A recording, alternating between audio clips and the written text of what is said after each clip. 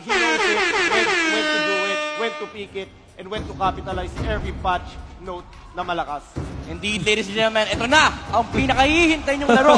Again, the grand finals match between Sunsparks and Onic-PH. The draft is already underway. And makikita na natin kung ano ba ang magiging outcome ng laro nito. First ban Kufra for Sunsparks. Napaka-special nung finals, no? Nagbago yung bell natin. Yung bell na ting ting ting. Ayun, wala yung point out dahil sinabi ni Dogs dito. Kanina nung naglaban yung Sunsparks, opening natin ngayong araw, tsaka Onic, di ba? Yep.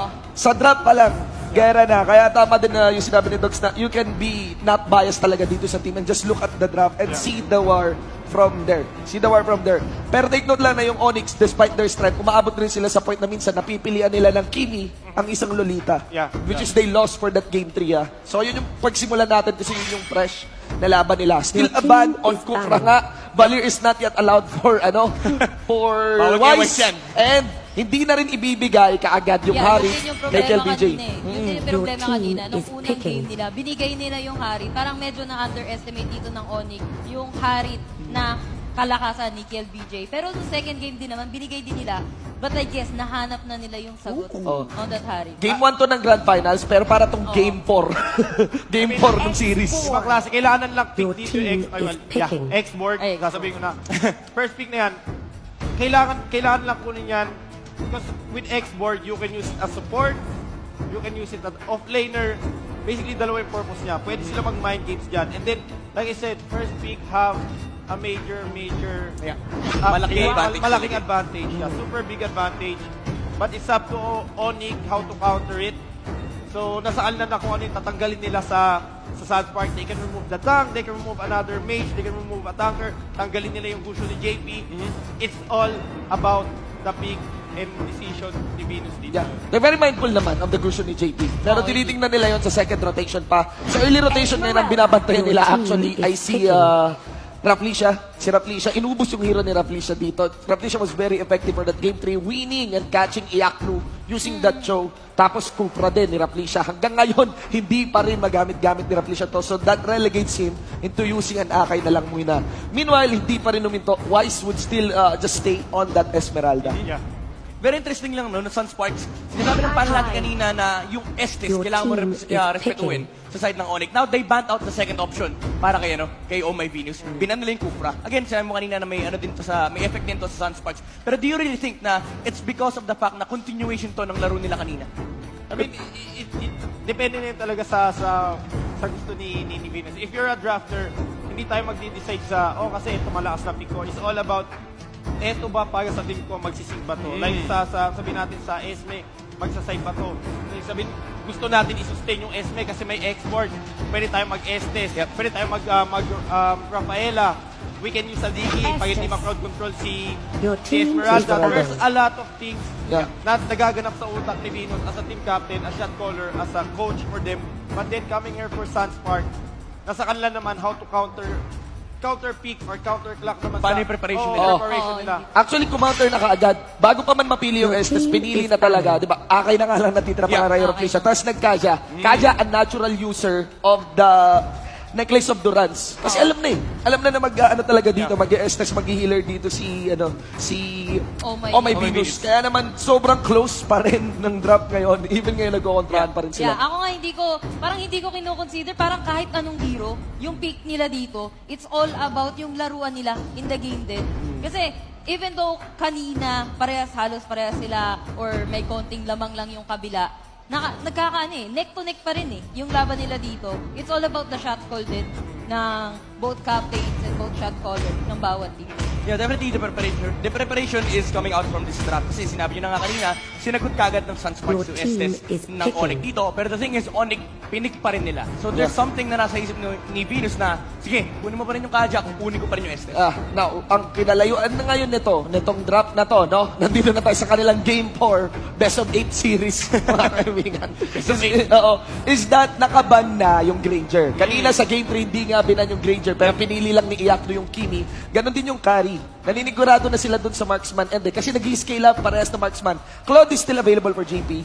Kanina hinover din yung Kimi. Ngayon, there we go. We got the Gusion here.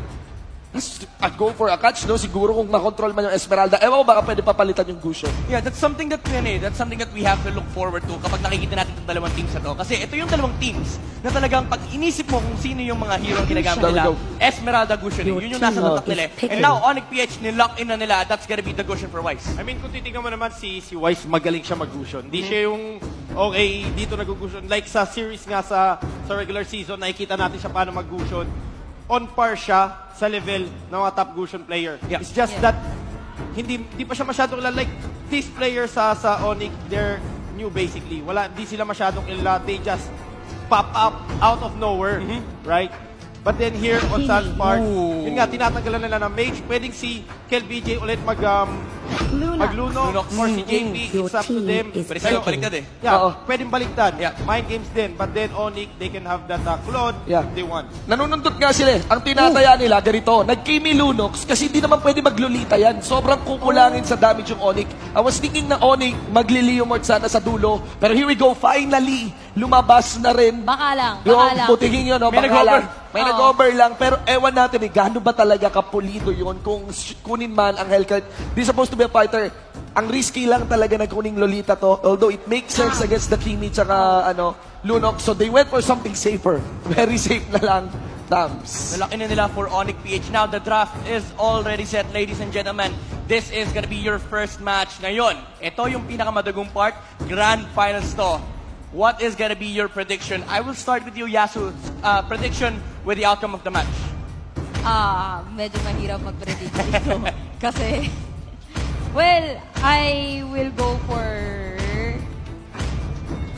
for Sunsparks dito. Grabe yung inisip mo dun ah. Hindi, kasi hindi ko matansya in the draft.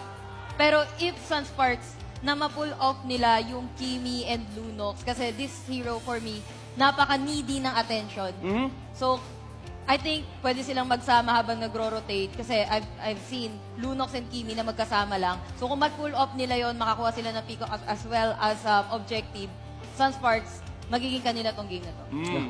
Shinbu. Sunsparks hurts a lot. Lunox, Kimi, there's a natural user pang counter dun sa Estes kanina ng Necklace of Durance, which is the Kaja. I would vote for Sunsparks. Yeah, Doggy. I mean, sa akin, kasi pagka nag-pick ka ng Kimi, kailangan ma-secure yung Gusion.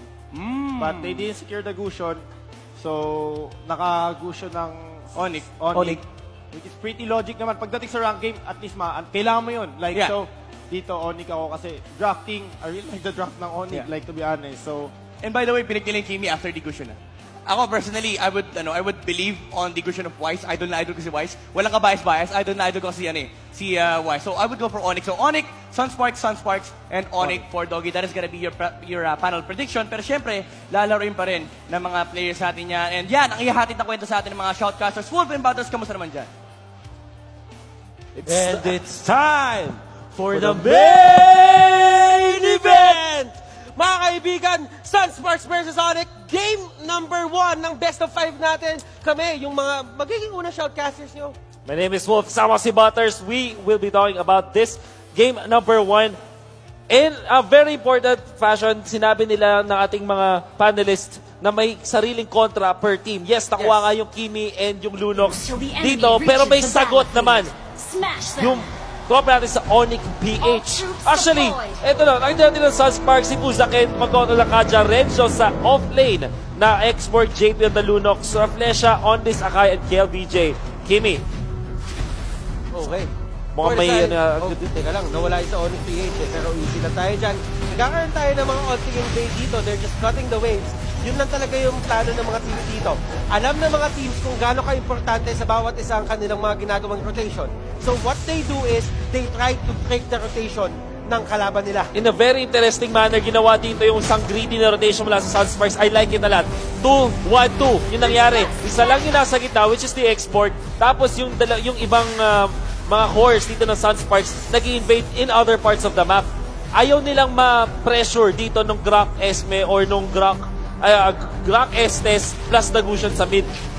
So para medyo nag-dodge sila ng konti doon kaya Butters. And at the same time, looking at the crab, nakuha na dito ng Sunsparks yung dapat sa Onic-Ph. But right now, Onic-Ph aiming to go for that bottom crab. Na kinukuha na nila ngayon and wala na ata magiging sagot dyan.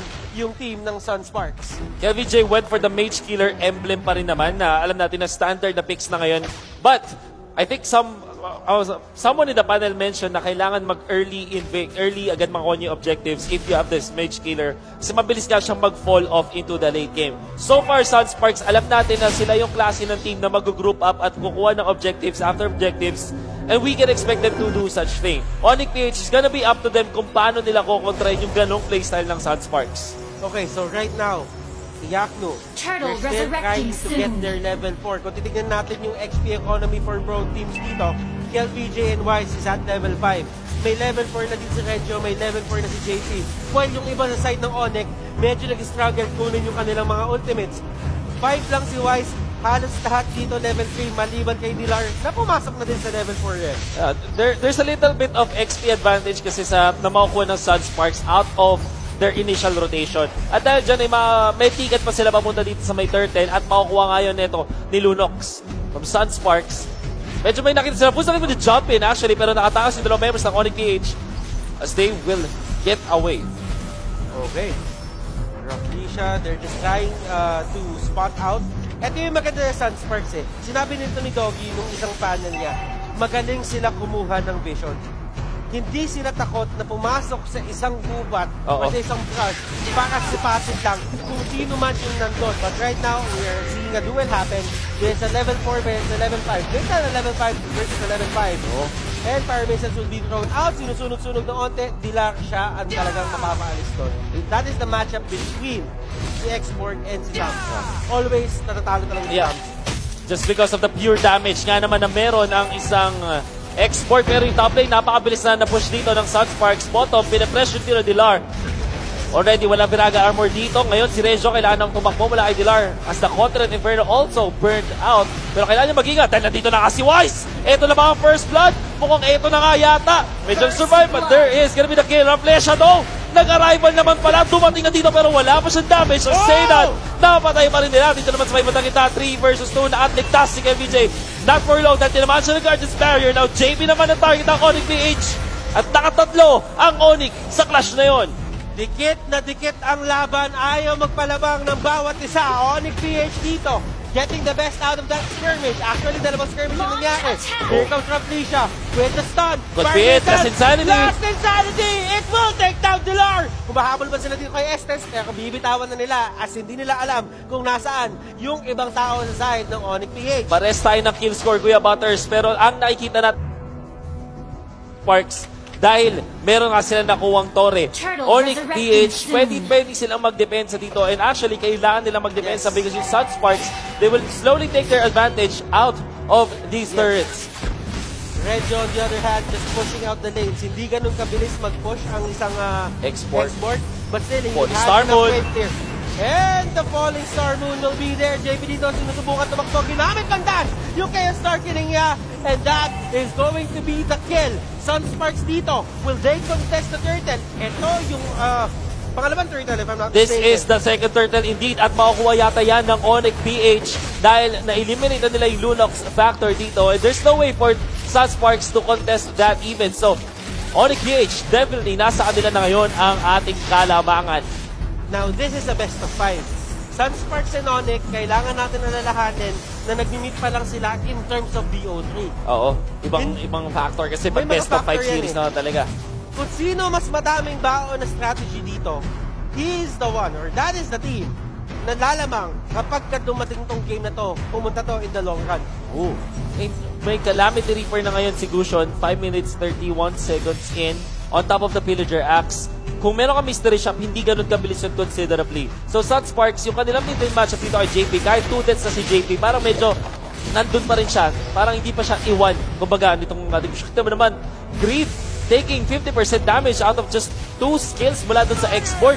Ito na nga, last insanity ginamit, pero 4 versus 1. Ano mga kapatid? Ito ba yan? Nag-arrival naman pala! Napagandang ibig mo na kayo ng Flesha. Ligtas pa rin si Wise. Finally will evolve, though he won. Konting life steal pa daw. Regio, may armor na siya ulit. Kulang. By the way, sa baba, bumubuga.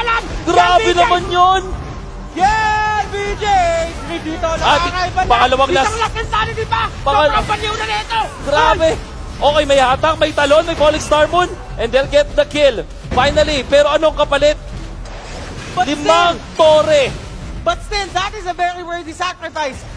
Kasi, ang tagal nag-stay ng Onic-Ph sa may taas para lang makuha yung kill kay Renzo. At hindi pa nila na-push yung tore dun sa top lane, by the way. Not realizing na habang nangyayari yung lahat, onto the middle, onto the bot, wala na silang counter turrets. Yes. 5 in total na turrets ang nakuha dito ng Sunsparks. 3 dun sa specific clash na yon. Isa dun sa may gitna, 2 dun sa may bottom lane. Nakita nyo kung gaano kabilis mag-take na objective si KVJ. And the problem is napakagaling magdepensa ng isang expert. Kung hindi siya man lang ganun kabilis mag-push, sobrang lakas naman niya mag-turret defense. And nakita natin yung arrival dito ni Raflesia, saktong-sakto. Wala man silang napatay. They still kept their turrets intact sa top lane. This is why Sunsparks still are on the lead. Alam mo, men, Turtle nakuha dito ni yung Bushon. bigayan dito, nagkakuhaan, nandun sa may gitna Raflesia with Hurricane Dance. 3 JP going 1v1. Iyakno dito, masyadong mababa yung buhay. Power of Nature will be there. Oh my goodness, ang heal lang to. Pero si Dilar, masyadong malayo. Wala siyang clinic dito, mga kaibigan. JP trying to go in. Order Brilliance. Puzaken, Ring of Order. Nagkabatuhan. One charge will be thrown out. What is Twice? Lalaban na nga dito. May makamatay na nga siya pero mababali siya na shutdown. Mula doon sa Falling Starboard. Kumalik na sa 3. Triple kill na agad para dito sa ating Esmeralda. Pero sasaktan siya malaki kay BJ. Green will fall down. Hindi pa tapos si BJ. There's still ultimate maximum charge. Pero wala na siya dito transformation. Say that, eto na nga. Nag-region na pati Iakto. Nasasaktan. May heal. Na-touch. Na-touch siya. Buhay pa ba? Kaya pa ba? Oh my Venus. Oh! So close! Yes, BJ! The Prodigy! And here comes Raflesia na nag-arrival doon sa may gitna para mapagdepensa. Again, ginagamit ng Sunsparks yung kanilang mga arrival para makapagdepensa. They don't want to give anything to Onic-Ph. Holy Crystal, nakuha na ni Wise. So that means may extra damage na yung mga basic attacks niya dito. Last Insanity just to clear the wave. Yun yung ginagawa ni Renzo dito. But here comes Muzaken. He is trying to get a good angle, sabihin natin, on the Divine Judgment. Pero hindi talaga siya binibigyan nung anggulong yun. The only problem I have with Sunsparks is that wala sila nung parang pang close out ng kills. Wala sila nung parang execution. Yes, meron silang sobrang taas na damage per second or damage over time courtesy of this Kimi as well as the Lunox. Pero wala silang parang Leomord na pang close out or something like yung skills ni Wise ng Gusion, di ba? Like, that's what they need to do. Ang nangyayari kasi dito, kapag wala kang pang patay or wala kang pang execute, heal up lang gamit yung sustain na meron nga naman yung isang Estes. Nagamit na nila dito yung Hurricane Dance nila, and right now, Wild Charge will hit 3 people. Divine Wild Judgment, trying to go for his combo. Creed will go down. At eto na ata ang hinahanap na laban ng Sunsparks. They can get this Lord. Kulang lang isa dito yung Onic-Ph. And Renzo still has the ultimate, so pwede niyang gamitin ito para makapagdepensa sa may bandang gitna. Well, he still is not committing it, pero nabubugaw niya yung members dito ng Onic-Ph. Time and time again, ayokong paulit-ulit ang sinasabi, pero kita-kita nyo naman, ayaw magbigay ng Sunsparks ng tore sa kalaban ng Onic-Ph. And look at the pressure na binibigay dito ni Renzo sa kalaban niya. 3 tao Grabe, yung Lord. kasi-stick niya doon. Who's gonna Sa take may this? gitna, Oh! the Lord will be taken. Sunsparks dito get their first important objective of the game. Sobrang intense sa ating laban, Butters. Both teams having their own priorities. Sunsparks, mas gusto nila dito yung mga tore, yung mga turtle, yung Lord. Onic-Ph, priority nila makakuha ng kills dito. Lamang sila ng kills, pero yung Sunsparks pa rin yung abante in terms of gold. Dahil mas lamang nga naman sila sa mga objectives. They know that they scale better kapag dating din ng late game. Hindi katulad ng isang Kimi na naka-mage killer, medyo talaga nag-fall off. Well, hindi medyo, nag-fall off talaga pagdating ng late game. But right now, on the top lane, talagang lahat ng lanes, kung papansinin mo dito, look at the map. Pressure. Lahat ng lanes naka-push out papunta sa side ng Onic-Ph. And what Sunsparks wants to do right now is to get as much as possible. Mukhang hindi sila makakuha ng inhibitor turret courtesy of that. Just the glowing one para sa ating Kimi. Definitely more damage and more burn. More burn. Tama ka doon, Kuya Wolf. And the Lord will go down. That is still level 1. Hindi din ganun Uy, kalaki tumalon si expectations Yakto. nila. Pero ang ganda naman ng hurricane dance doon. May damage siya rin mula kay LBJ. But in comes si Estes, healing galing. At napatay na nila yung Lunox. Last insanity kinapit na dito. Pero wala mang fall of damage. Pumutok na nga, pero yung heal pa rin ni Estes. Sobrang taas. Hindi sila makakuha ng kill. Kay LBJ pa yung mamamatay. Tatlo na. Make that 4. As Onic-Ph destroys Sunsparks. 4-0. Walang nakuha yung Sunsparks doon. That was a good hurricane dance na ginawa ni Rafflesia.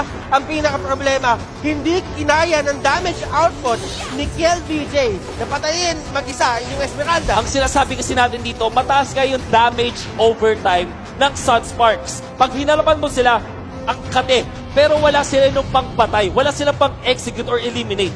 Because of that, yung healing galing dito ni Estes, sulit na sulit. This time though, magandang punish. There's the shutdown. Nagulat sila doon. And they are still following up the stun connects on Oh My Venus. Pero hindi natutuloy ang Sunsparks. Oh my Venus. First helmet is now available for Rafflesia, so any damage dito that is attributed sa Magic, tataas na. Yeah. And at the same time, kung meron kailangan na sabihin natin i-burn na buhay, makukuha din yan doon. Tama yung ginagawa ng Sunsparks dito. They're actually getting all of the buffs. The buffs. Exactly. Meron pang buff dito sa may taas. They think that they really want to deny this against Onic. Gusion na walang buff ay sobrang lungkot. At speaking of the Gusion, where is he? Nakatakas naman. Gamit ang incandescence. Almost falling. But they are denying. Dinideny lang talaga nila. Yun yung yun yung pinaka hinahabol ng Sunsparks dito. Yung timing. Timing is everything for a Kimi lineup. Onic-Ph on the other hand, gusto lang talaga nila i-take down yung Kimi para dumating sa point na sobrang tagal natin, hindi sila makapag-push. Mananalo na sila doon from that point. So far, may depensa dun sa may top lane gamit yung export sa may bandang gitna. Mukhang may pinapwersa dito ang Onic-Ph. Greed is on the front line. He comes Wise. Nagpakita. Hani lang dito, Iakto dun sa may bottom lane to kind of shove the lane up. Wala din gusto talaga mag-commit eh. Kung iisipin mo, takot din sila dito kasi both teams, once may matalunan yung Esmeralda, that is going to be good. Once na may mahuli si Busaken, maganda din yon. So, they really have to be careful and find an opening. Find that certain opening na pwede na gamitin sa kalaban nila. Wise going in. Busaken dito, nag-dash in na. Pero Nice touch on the one charge, pero in comes the falling star, pero may ult ko din si Rafflesia. Wala nga lang naipit doon. Actually, mamamatayan pa dito ang Sunsparks. In comes the arrival. Ito na si Rafflesia, pero napatay na yung Lunox dito. Ito sa last insanity. It's gonna be a kill. Finally, the shutdown on the Gusion. Sasaktan na rin dito mga members ng Onic-Ph, pero lamang pa rin sa tao ang Sunsparks. There could still be pressure from Onic-Ph, especially because yung Tams nandito lang sa gitna. Arrival ginagamit, pero that's weird. Hindi niya na-target yung Torre. Kaya hindi naging invulnerable. that could have been time wasted for the side of Onic-Ph. But, ang nangyari, nagsayang ng spell dito. Oo. Yung team ng Sunsparks. Onic-Ph, they're looking very good. Hindi sila dito. Kumbaga, kontrolado nila yung game. You just have to look out for Busaken and Rafflesia. Tatandaan natin na kapag ka-behind tong team na to, yun yung dalawang gumagawa. Regio with the last insanity, sumabog, walang tinamaan. And Busaken will just back out. Ginamit na rin ni Region para makapag-mamba out mula sa kanyang mga kalaban. It's the Beast Killer, I think, mula dito sa ating Gusion. Finally, kinumplete na nga niya yun. And you can really feel right now that Onic-Ph still, sila na yung nakakalamang sa ating laban. Ramdam natin ngayon na sila na ngayon nasa advantage. Sila na yung nagko-control ng pace ng ating laro. Pero ito na yung second most important Lord. But there is gonna be the time journey on to Greed. Pero may watch out naman yung tatlo dito. Where's the Polystar mo? Hindi pa rin ginagamit. Brilliance as well as the last insanity ginamit na. Pero wala pa rin mamatay mula sa Onic-Ph. Tumalo na nga members dito ng Onic. Napatay nila yung export. Sinunod na rin yung Kaja. Dalawa na ang kanila napatumba. Wise, inaabot si Rafflesia. This could be the third one and it will be JP the bad spot. Nakita na nga dito na slow pa. And mamamatay. Apat ang napatumba. naipit! Si KLBJ naipit! Hindi siya makatakbo! Blade Arbor. Grid! Kung dumating rin dito mga kaibigan, KLBJ, binabakin si Iakno. Iakno dito umiiyak habang tumatakbo. Pero hinahamol pa rin niya! Pero doon sa may base! Doon sa may base! Onic-Ph! They'll secure game number 1. Matapos maghabol maghabol ng kills